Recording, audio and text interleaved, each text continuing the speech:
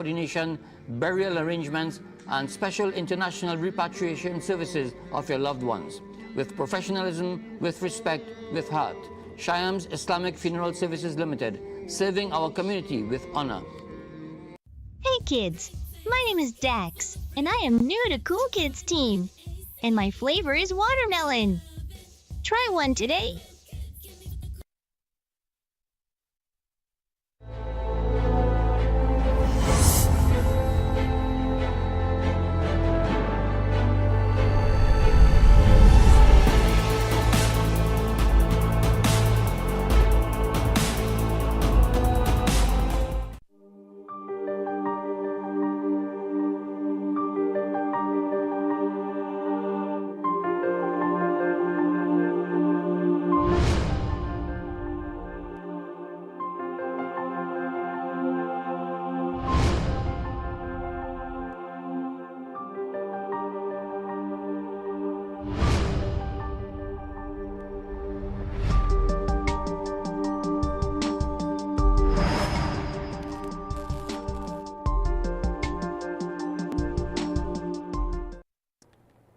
Assalamu alaikum wa rahmatullahi wa barakatuh.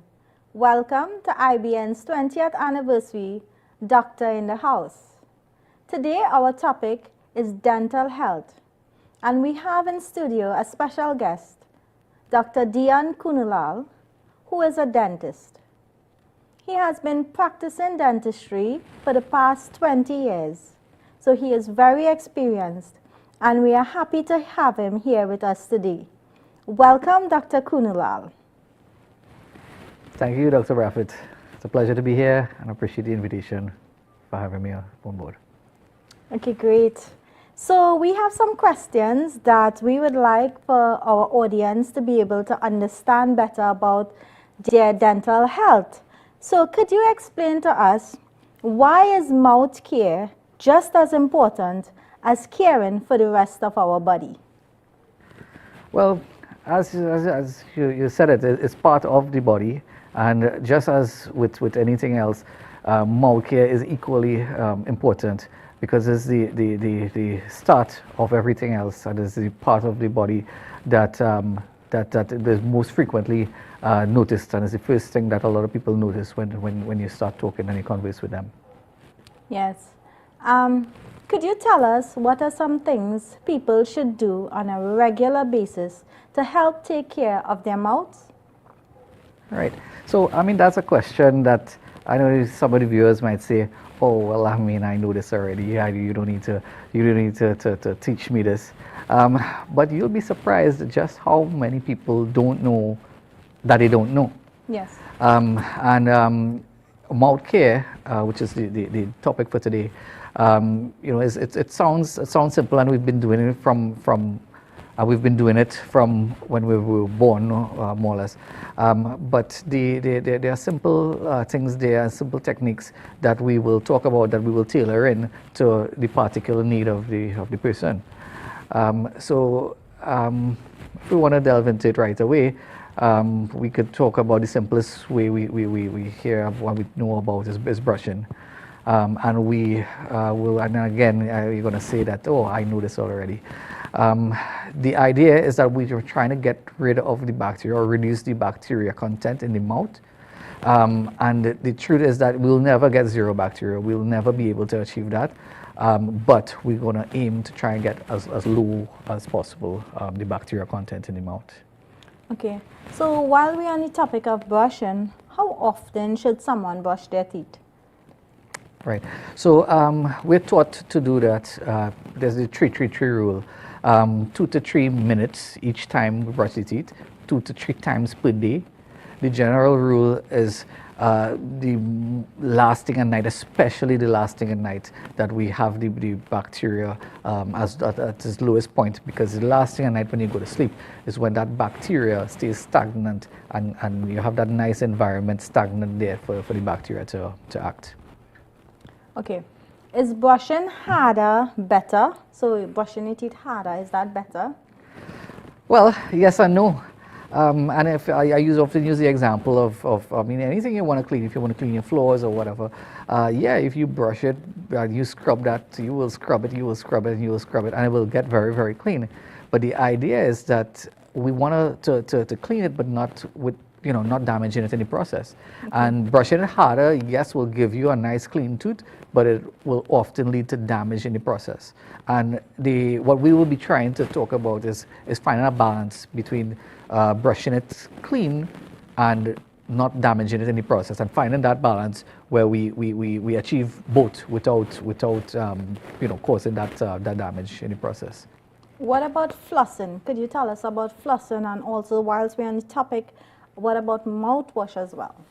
Okay, so like I said earlier, the idea is that we're trying to get the bacterial level as low as possible. Toothbrushing gets the broad areas of the tooth, but it does not get in between each space. Okay. And in between each tooth, there are spaces there.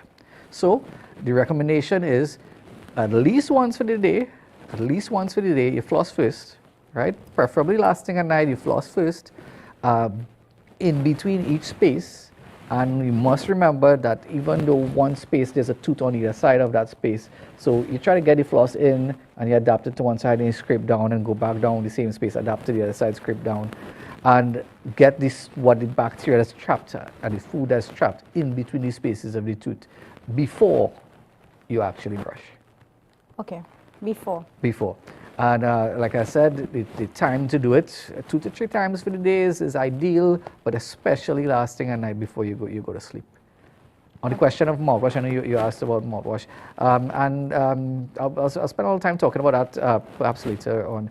But so we often what we're trying to do is to get the bacteria level down, and sometimes we use different types of mouthwashes that are available.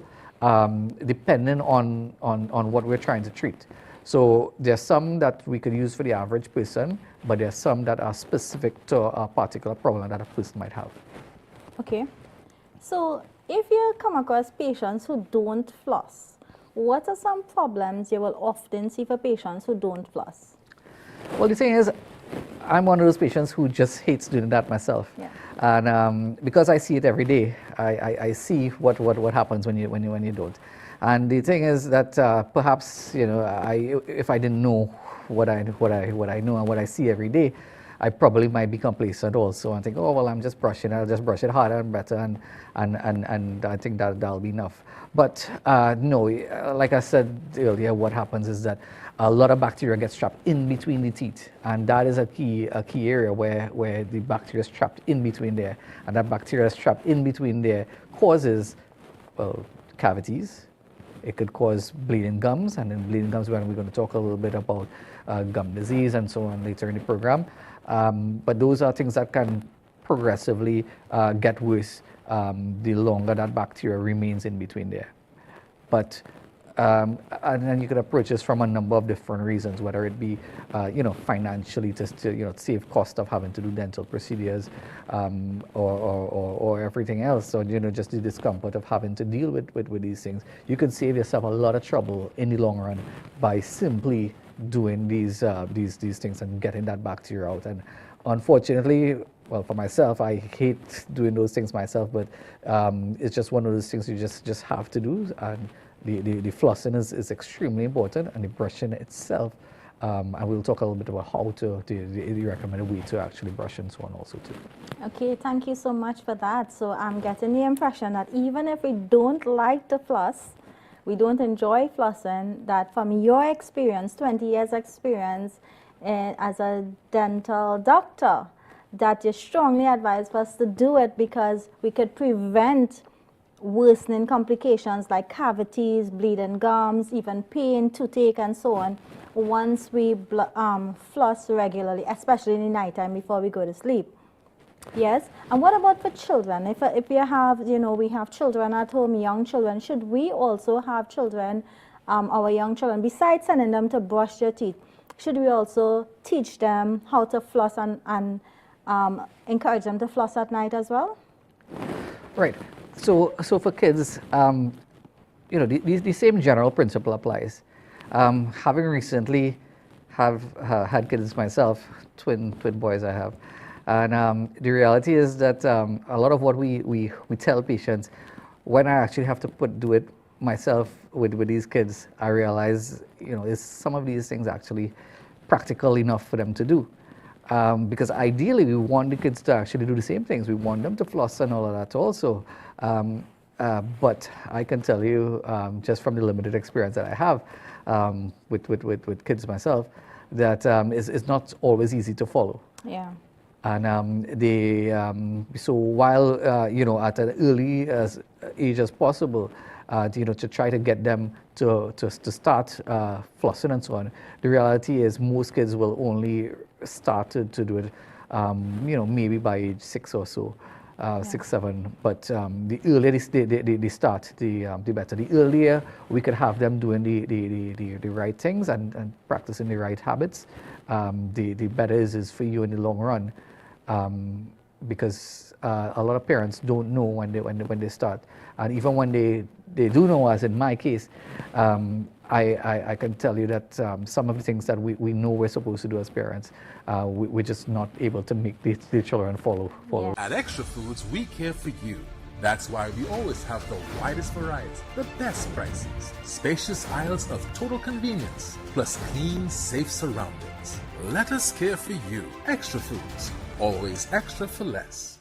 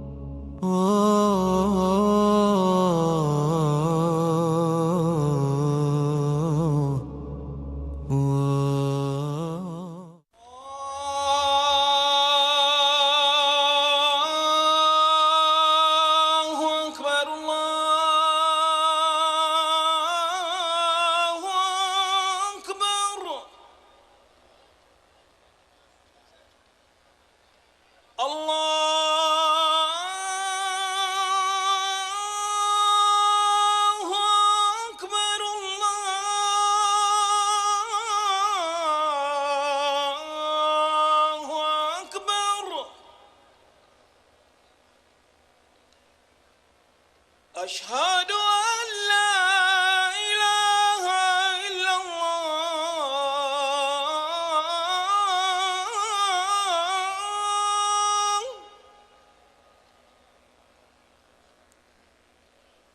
أشهد أن لا إله إلا الله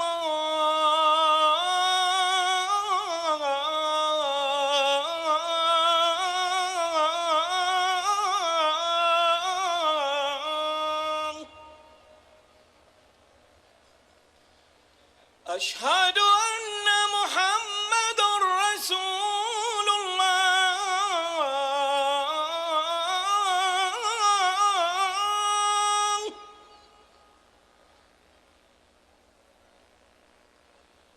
أشهد أن محمد رسول الله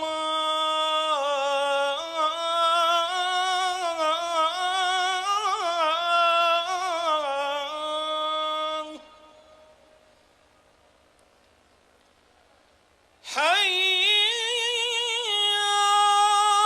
على الصلاة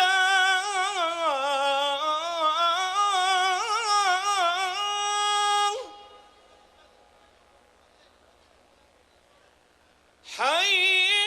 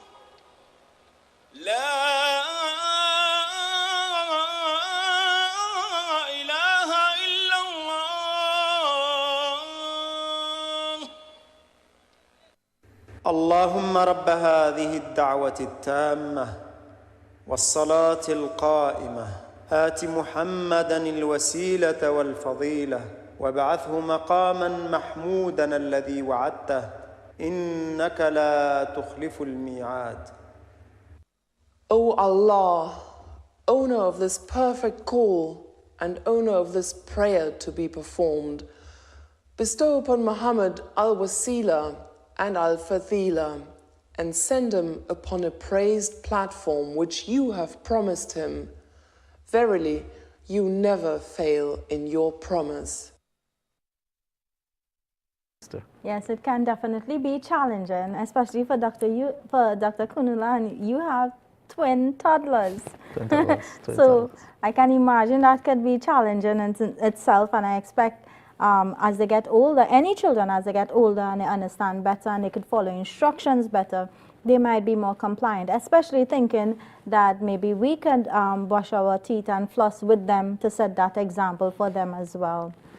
Well, especially for children, you see, an adult will you can explain to them, the reason for having to do a procedure on them. But for children, it's very challenging, to be able to have them sit in a chair. For them, is the first experience that they're having, and sometimes if they have to do procedures, that could be a nightmare. Where sometimes we even have to put kids, sedate them or have them asleep in order to have procedures. A lot of the times, because, like I said, the parents know and they're just not able to have the children follow what they should be doing. And sometimes parents don't know. A simple thing as having the kids sleep with a baby bottle, with a bottle with milk or so, or juice or whatever, sugary in it. That's perhaps one of the worst things that you could do. A lot of parents don't know that until they're faced with a problem, and then they didn't realize the dangers of those things. So, Doc, as you brought up the topic of leaving a baby bottle in the mouth of our children to sleep, and you said this is dangerous, could you just explain that a little better for our audience, why this could be harmful to the child? Right. So it's actually, there's a term for it. It's called nursing bottle caries. That's the term. And I often, I used to see kids come in and wonder, well, why would the parent give a bottle there? And I only when I had kids myself, and I realized, well, I could see why. Yeah, sometimes the baby crying and just anything to get them to be more relaxed, and they would fall asleep with the bottle. And you don't want to take the bottle from them because you think, oh, they're sleeping so peacefully. What harm could it do?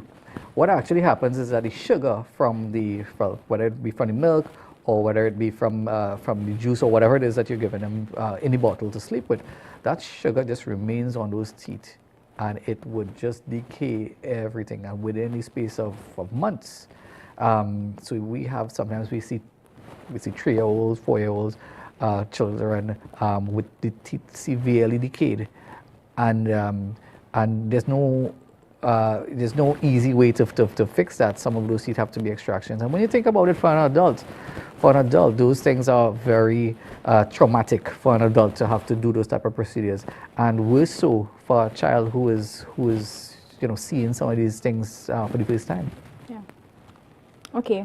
So could you tell us what are some habits that could cause harm to our teeth, our mouth? Right.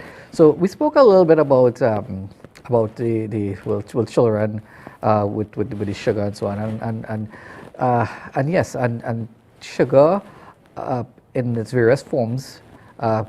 Presence of sugar there is usually one of the major things that can cause an issue for adults also, because the presence of sugar there gives the bacteria something to work with, right, that can lead to cavities and so on.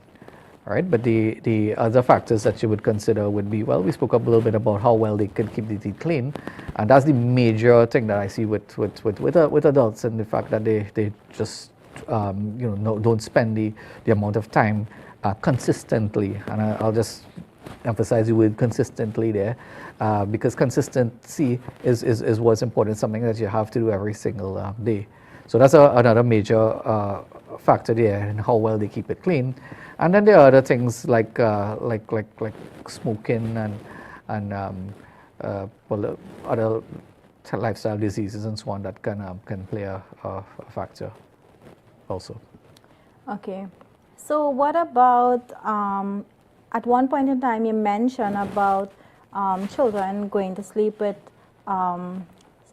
juices and the bottles. What about for adults? What if they were to suck oranges and Portugals and citric juices in the nighttime and then probably not brush their teeth? Could you tell us if that will cause any harm?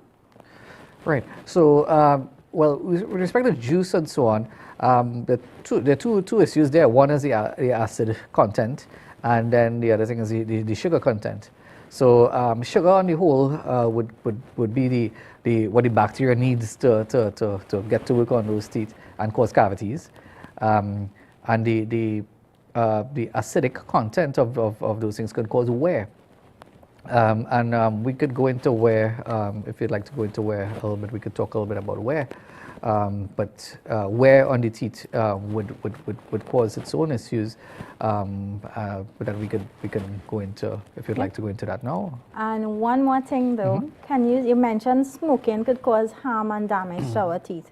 Could you just explain that a little bit more, like how could smoking, I mean smoking is like a puff or a vapor or a gas, you know. Could you just explain to us, how could smoking affect your teeth? Right. So there's smoking. A lot of patients that we see who smoke, it more affects the gum than the actual tooth itself. It does cause staining of the teeth, which could look unsightly, and you know, we see a lot of smokers who would come in and they have their teeth cleaned and so on, and we do see a lot of extra staining on the surfaces of the teeth because of that. It also causes the nicotine and so on from the cigarette smoke also causes changes in the gum condition, and you could find that because of the vascular changes that would occur around the gum because of the smoking, you find that your body's ability to fight the bacteria that's there is not as good. And things like gum disease and so on are more prevalent in smokers than for non-smokers. Okay, so what I'm understanding here is that smoking affects the blood vessels, because you mentioned the vascular changes, the blood vessels around the gum, okay? And because of it affecting the blood vessels, like the arteries and so on, in a negative way, then it prevents the body from fighting the bacteria as it usually would and could for somebody who's not a smoker, right? Okay, so also I heard you mention about wear and tear, like tear and wear of the tooth. Sorry, the tooth being worn down or wear on the tooth. Could you just explain that some more for us?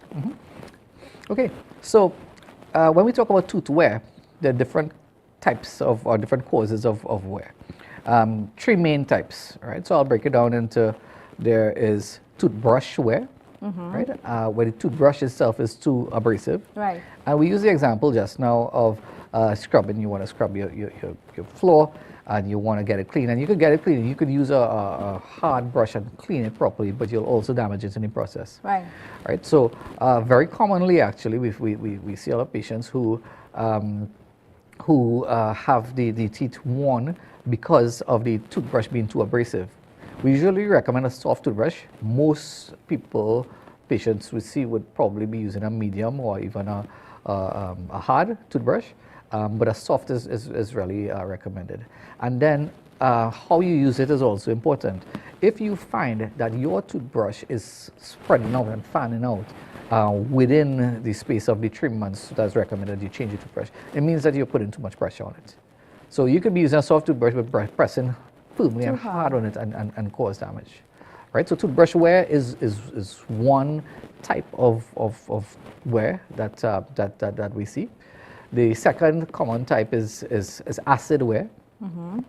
Acid wear can be in the form of from your diet, right? So it could be in the form of citrus juices, carbonated drinks, energy drinks, all those things. All those carbonated drinks are acidic. Anything that's acidic, and you find that you have it, and it could cause could cause damage to the teeth. What's recommended is that, you know, rather than you reduce, reducing the amount is one way, and, you know, you try to avoid, rather than sip over a period of time. It keeps the acid in the mouth for a longer period. You know, you have it and you rinse out after you have it. That will help.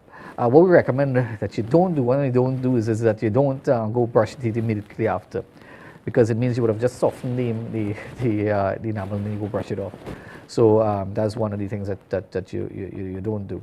Acid could also come in the form of acid reflux. And acid coming from within the stomach itself and affecting the teeth. And we see the evidence of it. And sometimes we ask the general practitioner, general doctor, to take a look, and sometimes they advise if they see any changes within the rest of the GI tract, if they see changes to suggest that you know, that acid is really coming from the stomach, and that is something that well, I'll hand over to you, that the doctors will, you know, things like, I'm sure you'll tell your patients, you know, things like, yeah, let's control the acid. You know, sometimes they treat with medication, but most times you try the non-pharmaceutical ways first. You try, well, you know, the diet, the exercise, less alcohol, less oily foods, less fatty foods, going to sleep a little bit, not immediately after you have something to eat, sleeping slightly elevated. All those are little things that the general doctor will recommend. So that's acid wear, and the last main type is from clenching or grinding. So a lot of patients clench and grind their teeth, and that's one that I have a daily discussion with patients, and they'll come to me and they'll say, well, I don't think I do that, because a lot of times they're asleep, so they don't know. Most patients do, like a week later, will come back, oh, you know, because you told me that, I really noticed myself. Yeah, I do that. But it takes some convincing. And the way I tell it to them, I say, well, listen, you if you tell me that you bought a car, or you bought some new tires for your car, and you put these tires on, and you tell me, well, I haven't driven it for a month, so the tires should be new, and I'm seeing that those tires are worn away, you know, obviously somebody's driving that car. Yeah. And that's what we see. We see the wear in the teeth, and we try to piece together and figure out from the pattern that we see, you know, which, you know, type of wear it is. Right. So just to clarify, when we talk about wear on the teeth, we basically mean like the tooth grinding down, right? So just to clarify, the word wear, W-E-A-R, is like something wear and tear, let's say wear and tear on a vehicle, or wear and tear on the tires, like he was given an example. It basically referring to like the tooth grinding down. Right, and he gave some examples: toothbrush using very hard toothbrush, or brushing very hard. Even if you have a soft toothbrush, you could be brushing really hard. Acid wear from drinks you might be drinking, and even from acid reflux as well. Doc, what about energy drinks? Can you tell us a bit about energy drinks and how healthy is it for our teeth? Well, as far as the teeth goes, really the main issue would be the acidic content. As far, of course, I know generally speaking, medically, there are a lot of other issues with energy drinks. Yeah. But as far as the teeth goes, one is the sugar content is higher, and then two, the acidic. They're usually very acidic. So that, as far as the teeth goes, you know, that would be the main issues. And just briefly to mention, you might say, well, all right, what does all this wear cause? What was the problem with if it's wearing? Yeah. And a lot of patients that we see, we'll see them with you know, they'll come in with sensitivity. The teeth will be sensitive and be like, well, why is it sensitive? I don't have cavities. So we check for cavities as the most common reason for sensitivity. But the teeth can become worn, and that outer layer of enamel becomes exposed. Sorry, and the inner layer, which is the next layer, which is the dentin layer, becomes exposed, and that layer is very sensitive, and the sensitivity is a major issue for a lot of people. The other major reason is the aesthetics of it.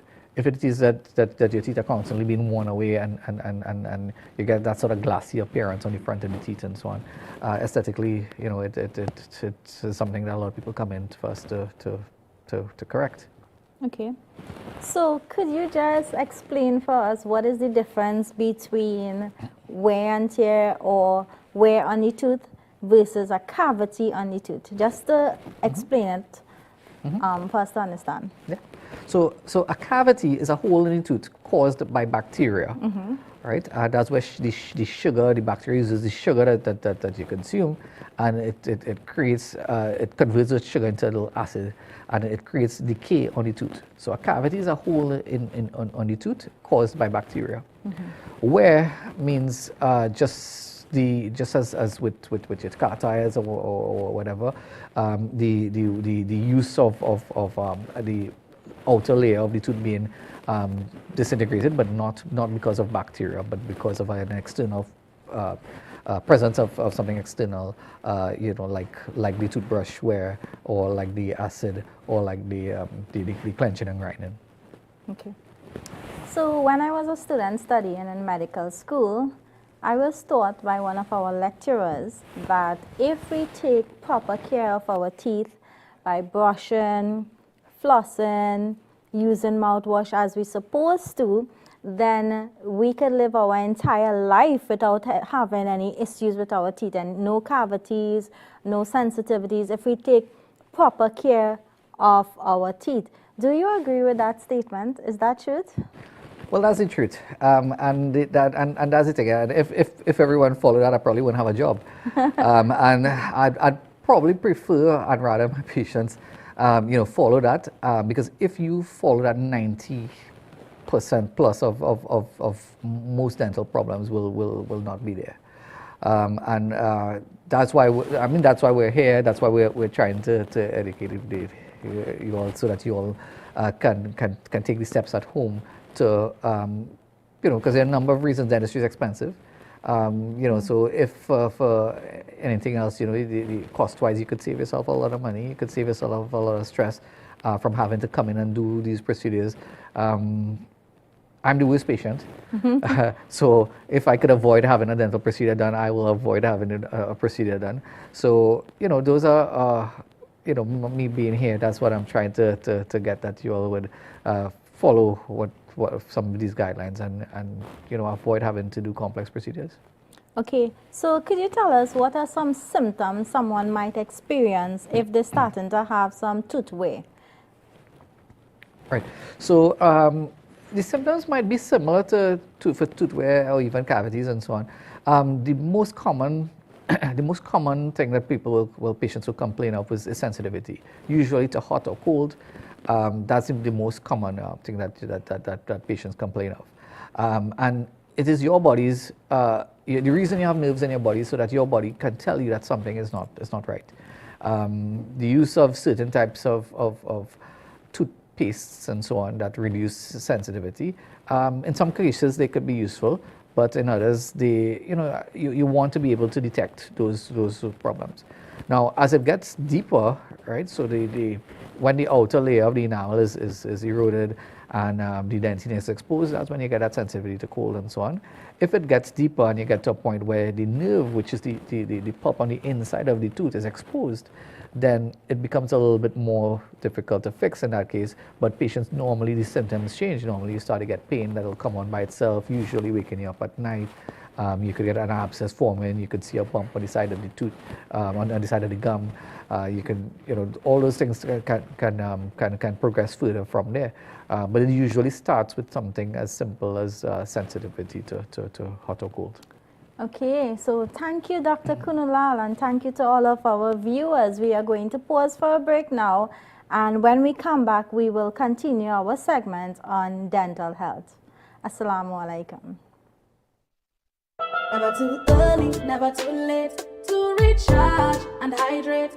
Get your daily dose the right way. Grab our oasis, now why wait? Never too early, never too late to recharge and hydrate. Get your daily dose the right way. Grab our oasis, now why wait? The greatest, the safest oasis for sure. Oasis, it's purer than pure. Fruitopia, the drink that rocks your lunchtime. Fruitopia, Fruitopia, it's a drink that's hot. The citrus punch, fruit punch. punch tastes nice. Guava pineapple that give me a vibe. We no want nothing less compared to the rest. Fruit to the best. Punch any test when it comes to the test. Perfect thing for my lunch. Flavors pack a punch. Fruitopia, Fruitopia. It's a drink that's hype. The citrus punch, fruit punch tastes nice. Fruitopia, the drink that rocks your lunchtime. Try our new passion fruit flavor today. Taste the passion.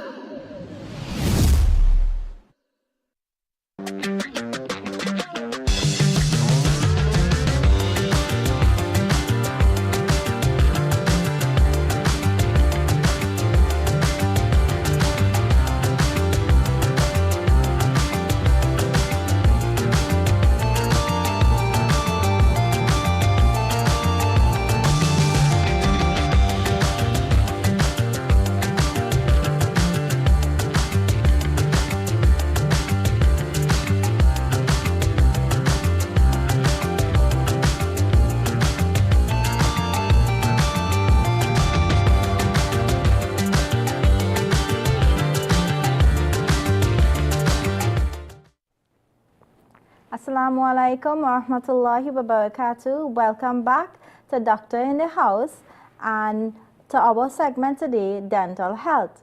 So we are continuing with Dr. Dion Kunulal, who has graced us with his presence to be our guest today to teach us about dental health. So continuing with from the segment before, I just have one question and then we will move on to another topic in dental health. We were talking about tooth wear or wear and tear of the teeth. Could it be reversed if someone has it? Prefer not to use the word reversed rather than treated. The goal for me with tooth wear is that that we try to slow down the progression of it. First step is identifying what is that is happening and identify the cause. And if it is that we can identify the cause of it, then we know how to manage it. So for example, if the cause is the toothbrush being too abrasive, we switch to a softer toothbrush. If the cause is acid with in some way or whether it be from the diet or so, then we control that. If it's from acid reflux, then we ask the doctor to get involved to help control that in that way. If it's from grinding, clenching and grinding, the simplest way we have you use is use a mouth guard, which is really if you can think of it as a layer of plastic over the teeth. When you sleep, you put it on. So you grind onto the plastic and you actually reduce wear, protect the tooth in that way. Having said that, there are times where we try to repair was damaged, and sometimes that's done by putting fillings on or crowns or so. But a big focus is on prevention. Okay, so Dr. Kunulal, a question. So sometimes we may notice as we get older that some of our teeth are longer than the others. Is it that some of the teeth are growing, or is it that they are wear and tear of the rest of the tooth? Well, the teeth usually start off, they don't start off being flat or level. They actually start off being kind of lock and key and kind of like they're fitting into each other, because you have to be able to chew and you have to be able to tear and pull, and so to be able to do that, God has given us teeth that are shaped in ways that allow us to be able to chew efficiently. Having said that, there are times where for whatever reason, whether it be cavities on the teeth or wear on the teeth, and the teeth wear high and low in positions, and they look odd. So there are times where that is the case, but it depends on the case and the situation. Okay, and the individual. Okay, great. Okay, so let's move on to another topic in oral health or dental health. Let's talk a bit about, so we talk a lot about the teeth. Let's talk about periodontal health or the gum. Let's talk a bit about the gum, right? Could you tell me what is periodontal disease or gum disease? Right. Well, actually, that's an excellent topic. Reason I say that is because I see it so often. It's maybe I see to varying degrees, maybe 3 out of every 4 patients would have some degree of gum disease, or gingivitis. And the word periodontal means peri means around, dont means tooth. So the word periodontal means it is a disease affecting the structures around the tooth. Okay. So, it's like taking of the tooth and say, well, all right, I'm protecting the tooth itself. The tooth it looks good. But if what is holding the tooth together is not healthy, then it creates a problem. And if you think of the example of a house with a foundation, we could fix the outer part of the house, change the paint and put a nice bright color and change the roof and so on. But if the foundation itself is weak, it's all for zero, because it means that the foundation has to be treated, has to be dealt with. Okay. So you mentioned a word, gingivitis.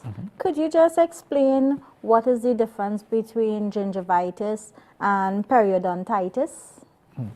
So gingivitis actually means inflammation of the gum around the tooth, and most commonly the presence of bacteria around the gum will cause gingivitis, and you kind of see it, the redness of the gum. That's one of the classic signs. So you see the gum bleeding and so on, and that's actually very common. The good news is that is entirely reversible. But when it starts to progress beyond that, and it starts to get onto the other structures around the tooth, and so underneath the gum, there's bone and ligaments and so on. And when those, that bone and so on starts to get affected, that's when we term it periodontal instead of just gingivitis. Right, so periodontal is all the structures surrounding the teeth, which include the gum, the bone, etc. And gingivitis particularly refer to bacterial infection right around the tooth in the gum. Well, they're both bacterial infection, but Yes. the gingivitis means the gum, specifically the gum around the tooth, and the periodontal disease means it's progressed beyond just the gum, so it's now gone beyond the gum and into the bone and so on. Okay. Is it normal for someone to have bleeding gums? Right. So we spoke about your body warning you and telling you when things are not right. Bleeding gums tells you that the gum is not healthy. Right. Right. And with anything in your body, bacteria, the presence of bacteria around any part of your body, your body's response to that bacteria is to increase the blood supply to fight that bacteria. Okay. And when it increases the blood supply to fight the bacteria, yes, but it means that the blood supply there is higher. So the slightest thing touches, you have this bleeding, and that actually is a sign to tell you, well, that's not how it's supposed to be. Okay. So yeah. Could someone have gum disease without actually experiencing pain? Yeah. Yes. And actually, that's why I guess this topic is so important, because unfortunately we see patients on a daily basis where they come in with advanced stage gum disease without even realizing that that's what they've had all along, and a lot of times this will progress over months or years, and you get to a stage where if it's unchecked, that you get to a stage where your teeth could actually be lost this way, and often without any pain and so on associated with it. Okay. So what I'm understanding here is that if the structure surrounding the tooth is not healthy, someone has periodontal disease or long-term gum disease, even if the tooth itself doesn't have a cavity, even if the tooth itself is healthy in itself, then they could actually lose the tooth because of significant disease in the structures surrounding the tooth. Right, correct. Like I used the example just now of the house. You could have the house, and the house is freshly painted and the roof is nice, but if the foundation, that's what periodontal disease is. The structures around that's holding that tooth together. If you have periodontal disease, the tooth itself, even though it's without any cavity or anything like that, you could end up losing the tooth that way, or teeth that way. And I mentioned how common it actually is, and there is a genetic link to it. So usually, parents, grandparents, somebody in the family might have had that problem, and it simply means that even though we say the cause of the problem is bacteria, for some people that bacteria would destroy all the bone around the teeth. Wow. And for others, the bacteria could be there and it really has little effect on the gum and bone. And that's where, coming in and having a checkup and every so often is recommended, because you'll be able to detect those things, because as we just mentioned, a lot of times there'll be subtle signs that you might not pay attention to. Okay, so what are some things that a patient might recognize in his or her mouth that they might know there's gum disease in the mouth? You had mentioned already bleeding. What other things someone might recognize in their mouth? Right. So so the most common thing would be bleeding. A lot of patients too would sometimes get well, you might not experience it yourself, but somebody will tell you, there's a odor, the breath is not as it should be, and that's a very classic sign also. And so there are other things also too. You might see, might have a tooth that starts to look longer because the gum is receding and the tooth starts to look longer. You could experience the swelling of the gum and even pus and so on around the gum. And you could even start the end stages where the tooth itself everything is damaged around the structures holding the tooth, and the tooth starts to get loose and shaky. Okay. What are some conditions that could put somebody at a higher risk of having periodontal or gum disease, or disease of the structures surrounding the teeth? Right. So we mentioned the genetic link to it, right? And very commonly we see it. So usually parents, grandparents, somebody might have had that. That's the genetic link that we spoke about. But there are other things too. So things like diabetes. Diabetes is one of the things that affects all of the organs, the teeth included. So very commonly, uncontrolled diabetes is a factor. We mentioned, we were talking about smokers smoking earlier. That's another factor, and just poor oral hygiene. Yeah. Okay, so basically you're saying that if someone is diabetic, they should make every effort to try to control the diabetes, or treat it, or be compliant, or use medication, or do what we need to do to make sure that the diabetes is controlled or reversed, and this will help improve our gum health and our dental health as well. What about for smokers? Because it increases their risk of having cavities and poor gum health. So quitting smoking and stopping to actually stop smoking could have so much overall benefits. And now we're learning, besides benefits in your lungs and overall benefits, we could also have benefits in your teeth as well, and the gum health. If someone has gum disease, could it be cured, or how would it be treated? If someone come in and they're having symptoms and they recognize it's gum disease, how is it treated? Right. So it's another good question. The thing is that it really depends on the stage that you catch it at. So gingivitis, as I mentioned, gingivitis is entirely reversible. Right. So if it is that if the bacteria has only caused changes in the gum, you simply the removal of that bacteria by a simple cleaning and your maintenance, right? We spoke about earlier about flossing and brushing and so on. If the bacteria is not there, then of course we'll never get zero bacteria, but we could reduce the levels as low as possible. And if it is that the bacteria level is low, then it will reverse and you'll go back to your normal healthy gum condition in no time. However, if it is that you've progressed beyond that and you've now had damage to the bone, again, it depends on how much damage has occurred. So if it is that we catch it at an earlier stage where you still have a lot of bone there, you've maybe lost a little bit of bone, but you still have a lot of bone there, then we have to get that bacteria out. Now, it's not as simple as just take an instrument, stick it below the gum, and just kind of clean it there. What we do is we do something called a deep cleaning, where we give anesthetic and we numb the spot and we clean deeper down into the gum to remove that bacteria that is there. And then after that, once the bacteria is out, then we show you how to vigorously clean so that the bacteria again has to be as low as it can be, and I would dare say lower than for someone who doesn't have that problem. Okay, so we mentioned about controlling our diabetes, stop smoking. Is there any other things that someone should do to help prevent having cavities and prevent especially periodontal disease, since we're talking about gum disease and periodontal, meaning the structure surrounding the teeth? What could someone do to help prevent that? Right. So early detection is key. So I mean, I'd recommend to the audience out there, go to your dentist. Go to your dentist, do a checkup. Let them detect these things early. Whether it be a cavity is easier to fix at the earlier stage. Whether it be gingivitis or even gum disease, the earlier that you catch it is the better. And I know you might say, well, you know, these things are expensive.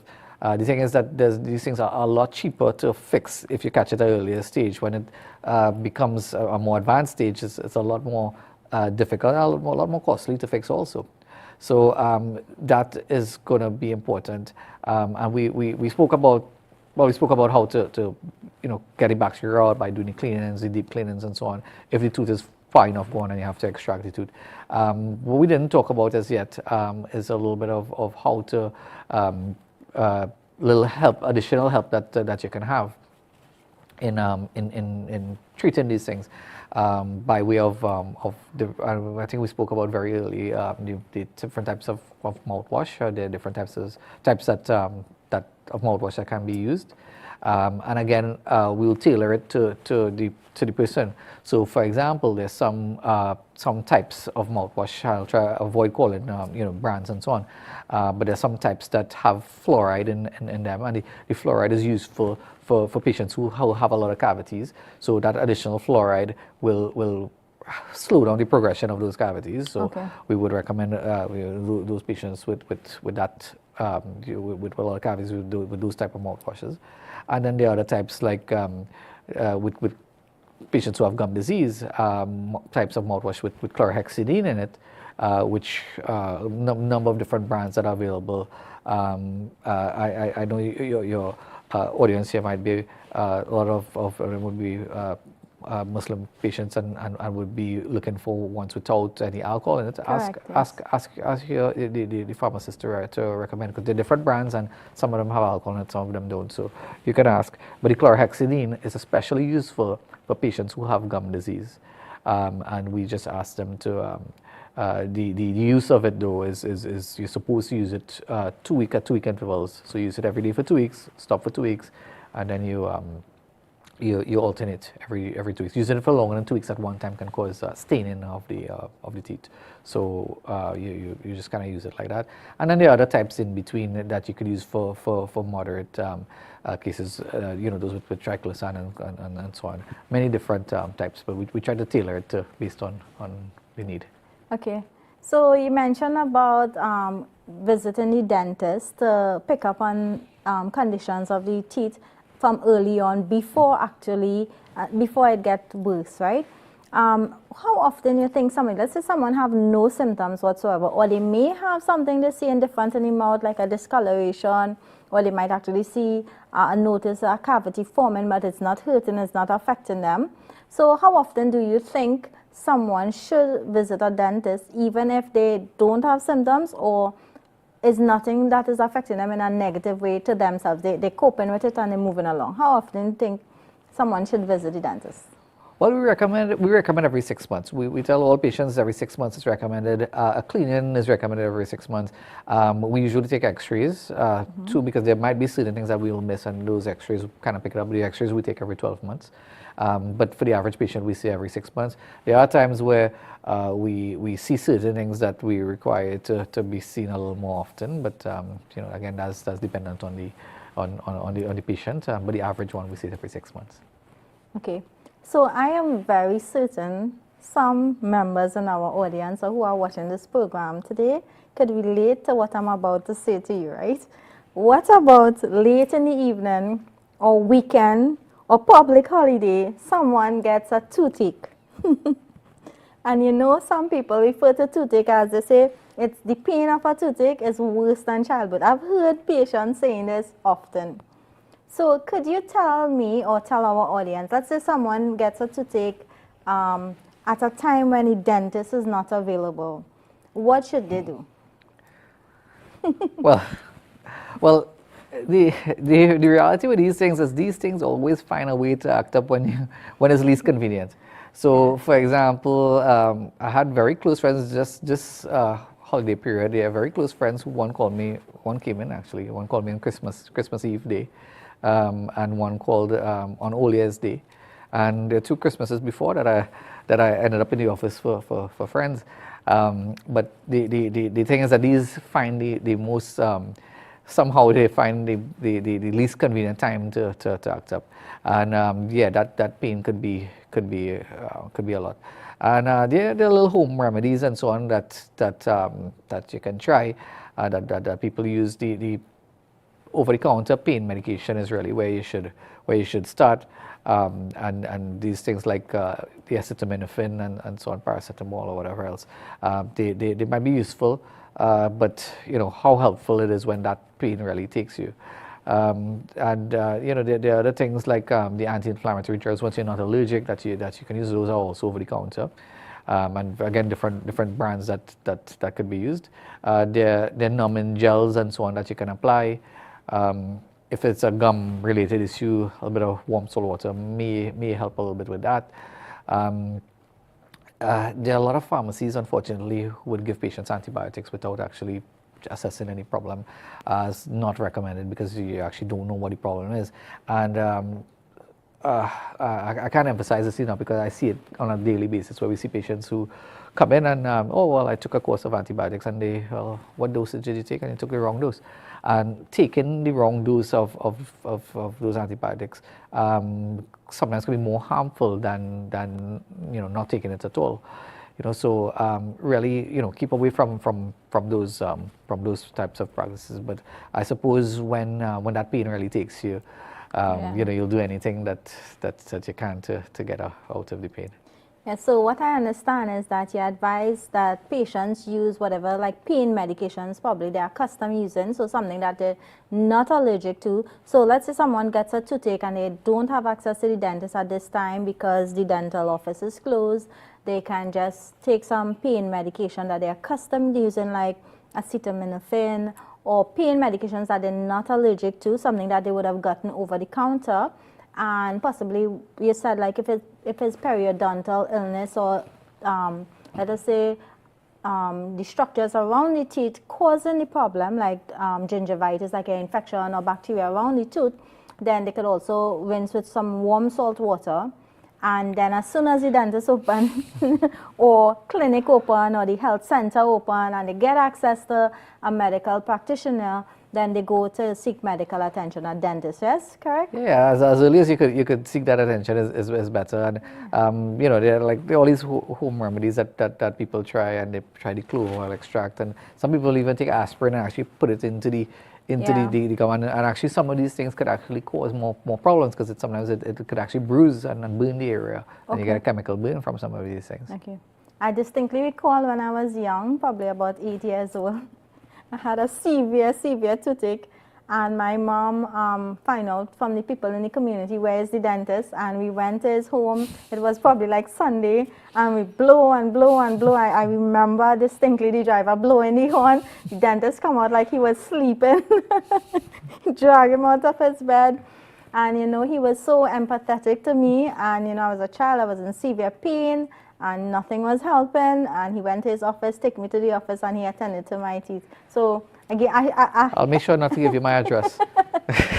I'm glad that you mentioned that you also come out to see patients as well out of regular hours, so that's so great. And well, I know how that pain could be, but you know, I mean, there's only so much that you can do, and it's not always that you'll have access to your dentist or anybody you know, like that.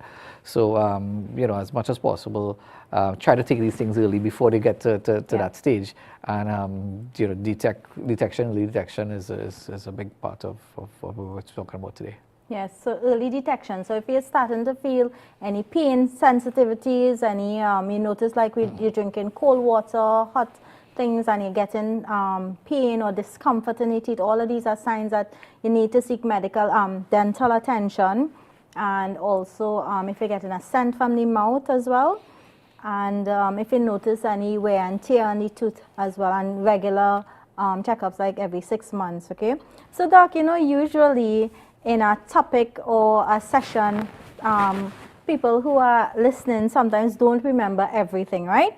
So they usually, I think this is like 15% that people tend to remember. Could you tell us, if you have to tell the audience, what are the things that you would like for them to remember that could benefit them going forward? What are the 15% or the summary of the things you would like for our audience to remember? Right. So just in summary, I think we spoke about it there before, but prevention. We spoke about the proper way to clean, the proper way to take care of the mouth, and that's important. Early detection is very important. So go to your dentist and have them do a checkup for you. Whatever has to be fixed, you fix it early. Whatever, if everything is okay, then you do your checkups every so often to detect these things early, because it's a lot easier, a lot cheaper to fix the earlier that you catch it. Where something arises, well, you have it dealt with again earlier rather than later. Okay. So earlier on you had mentioned that as we come into the later segment, you would tell us about the proper method in which to brush our teeth. Could you tell us about that? Right. So so we got a little sidetracked. So we spoke about the flossing, and the flossing is how we're going to get in between the spaces of the teeth, and the proper technique for brushing for the average person, we ask them to angle the toothbrush. I don't know if we'll have graphics to be able to demonstrate it, but we want a 45-degree angle. 45-degree angle, round, circular kind of motion like that, sloping into the gum. So you brush that margin where the tooth meets the gum, and round, circular kind of massaging sort of motion. Starting from the last tooth all the way around, making sure that your toothbrush is reaching all the way, even to the furthest areas at the back. There will be times for people who have their wisdom teeth there and so on, where it's very difficult to reach. Sometimes a soft toothbrush, but a very small toothbrush to be able to angle to reach at the back there might be necessary. But the aim is that you get all of the teeth and you're not just brushing your favorite ones. Okay, so we want to get all of the teeth in our mouth. If it's down to the back of the mouth where it's difficult to reach, as mentioned, getting like a smaller toothbrush that could fit around the corner to the back to make sure we get all of the food contents and so on that is in our mouth. Let's say somebody is using the floss, all right, and the gums start to bleed. Should they stop flossing? Right, and actually that is actually a very common question, and actually a question that most people answer the wrong way. When patients see this bleeding, they often think, they rightly think that something's wrong, but they actually do the opposite of what they should be doing. The presence of bacteria there is what causes the blood supply to be increased to the area for your body to fight that bacteria, right? So that's what causes the bleeding. When you avoid the area, when you stop flossing, or when you think, I'm actually hurting the gum, so let me not touch the area, let me not do anything that will cause it to bleed. You're actually making it worse, because it means you're now allowing more stuff to get trapped there.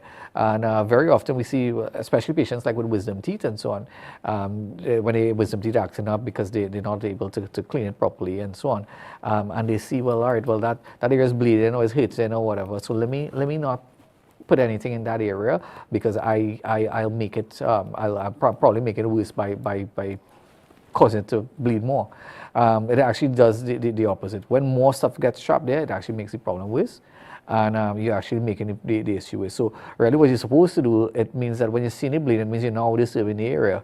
So it means that you're supposed to actually floss it more, brush it more, angle the toothbrush around that area more, so that when you actually clean it more thoroughly, the bacteria is removed. And when the bacteria is removed, then your body no longer has to keep the blood supply there to be able to fight the bacteria, because the bacteria is not there anymore. And the result is that you'll have the blood supply reduced and you'll have the bleeding reduced. So the chicken and eggs kind of situation. Okay. So for the kids at my home, I often tell them brush, floss and mouthwash. But I hear in our segment tonight that you said that we should floss first, then brush, And where is the mouthwash fitting in? Well, for kids, not the mouthwash, not so much. Okay. But for adults, yeah, the average person could use can use a mouthwash. I know if it is that there's a specific issue that we're trying to treat, we will specifically recommend a particular type of mouthwash. Okay, so routinely, let's say someone in relatively good dental health, so we talk about brushing and flossing. So routinely, if somebody is in relatively good dental health, should they be using a mouthwash, ideally? If they're in good dental health, is not necessary to do. It could be optional, but it's not absolutely necessary.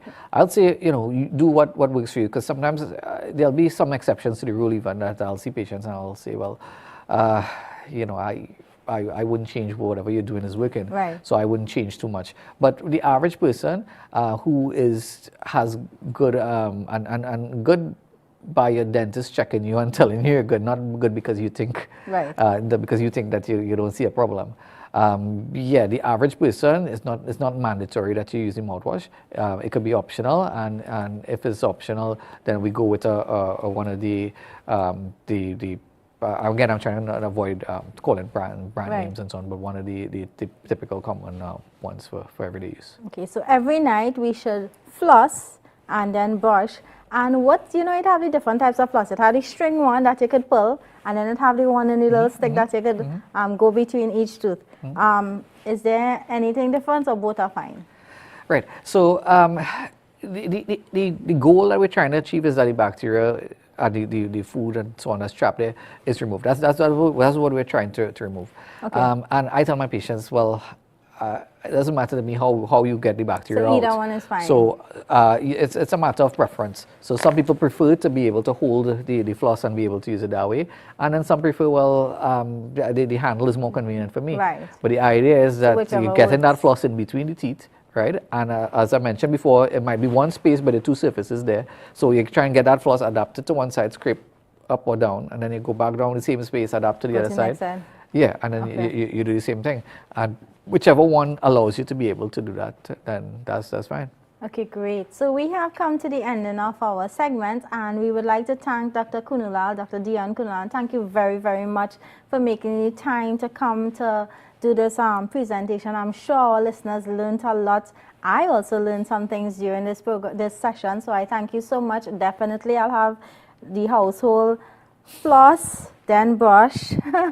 All right, so hopefully we won't have to make so many dental visits as well. So thank you very much, Dr. Kunulal, and thank you to all of our listeners for tuning in and allowing us to do the segment with you. And all the best, and we wish you have very good dental health going forward. Assalamu alaikum wa rahmatullahi wa barakatuh.